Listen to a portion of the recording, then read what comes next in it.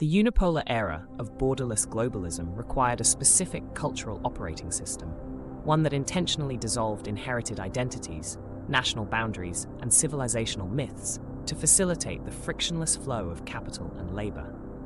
Under this post-1991 framework, traditional rootedness was treated as a structural impediment, and the West's foundational texts were systematically dismantled, modernized, and hollowed out.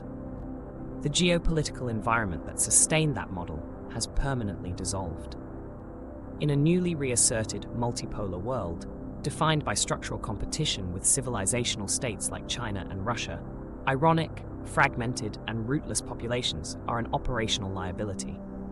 They lack the civilizational cohesion and sacrificial capacity required for high-stakes geopolitical endurance. The current, intense public friction over Christopher Nolan's revisionist adaptation of the Odyssey is not an aesthetic or partisan dispute. It is a pattern recognition response from a population observing the terminal phase of a fading cultural operating system. Furthermore, it occurs precisely as the institutional compliance infrastructure that enforced this ideological uniformity, including Hollywood's diversity mandates, is being legally and politically dismantled by the reassertion of strategic nationalism.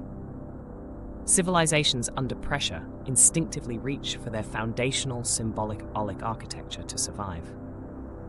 As formalized in the December 2025 United States National Security Strategy, the restoration of civilizational self-confidence and traditional identity is no longer a cultural preference.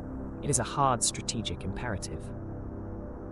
The ongoing battle over Western mythos will determine whether the West can reassemble the domestic cohesion required to navigate the multipolar era, or whether it will remain a stranger in its own house.